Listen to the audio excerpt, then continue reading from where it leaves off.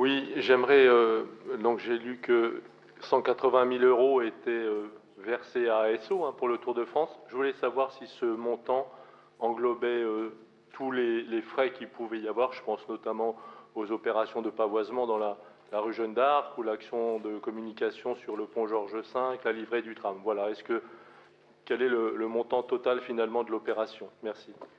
Non, effectivement, nous avons non. Bien sûr, vous vous en doutez, la réponse est non.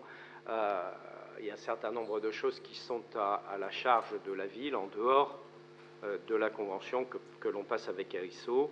Et nous avions budgété un montant de 200 000 euros, si vous vous en souvenez, dans le budget prévisionnel. Il y a un certain nombre de dépenses qui viennent s'ajouter, qui sont pour certaines difficiles à chiffrer pour une raison simple, c'est que c'est le travail des services.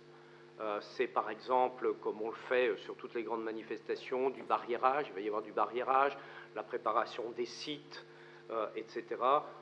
Donc tout cela, ça fait partie des dépenses liées au fonctionnement de la mairie, et cela, on pourrait le chiffrer, faire de la comptabilité analytique, mais franchement, c'est perdre pas mal de temps en calcul pour pas grand-chose. On est en dehors de cela sur un coût global, je pourrais dire, de l'ordre de 300 000 euros, sachant que le retour de l'arrivée du Tour de France sur notre ville, hors effet communication, images, retransmission, France Télévisions, etc., parce que ça aussi c'est difficilement quantifiable. Le seul fait de l'ensemble de la caravane du Tour, ce sont des centaines et des centaines de personnes qui sont ici, et vous avez vu qu'à pas mal de kilomètres à la ronde, les hôtels étaient tous remplis. Le fonctionnement avec des dizaines, peut-être des centaines de milliers, quelques personnes qui sont susceptibles de venir en début de semaine prochaine à Orléans, d'autant que nous avons le jour de repos. Tout cela double au moins le double de retour économique pour la ville au regard de ce qu'elle engage financièrement. Donc je dirais que de seul point de vue économique, c'est extrêmement positif. Après, il y a, comme je le disais, les retombées indirectes. On a des images qui seront diffusées dans le monde entier d'Orléans, et elles vont être, je le pense, très belles, évidemment, d'autant que, puisque vous parlez du pavoisement dans la rue Jeanne d'Arc, la rue Royale, et en descendant sur le pont Georges V, je pense que nous sommes la seule ville, à ce jour, à avoir fait un tel pavoisement avec l'histoire du Tour de France et tous les vainqueurs du Tour de France qui se sont succédés depuis le premier Tour de France, dont vous savez toutes et tous évidemment quelle est la date. Ah oui, je vous vois vous interroger là. La date du premier Tour de France.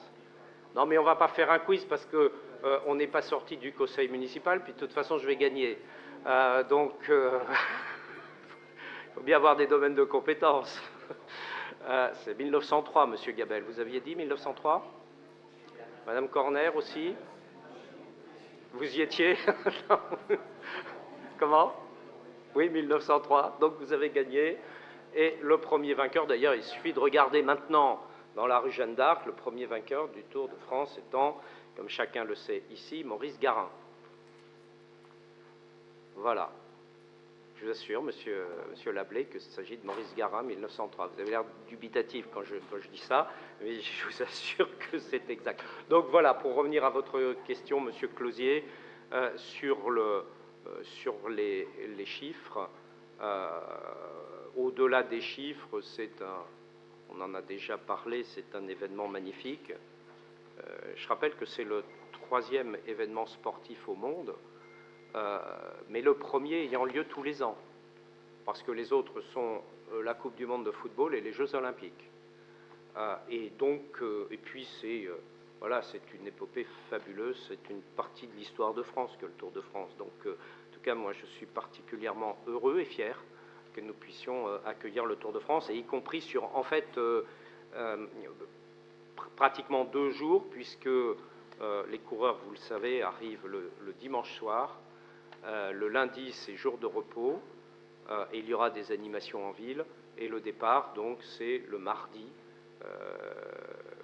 aux alentours de midi, le temps que, voilà, avec le village du Tour, avec la caravane du Tour et avec un passage, j'allais dire une déambulation, mais dans le cas du Tour de France, le mot n'est peut-être pas bien choisi, entre, donc, depuis le boulevard Alex Martin, passant devant la cathédrale, en fait, le parcours des oriflammes.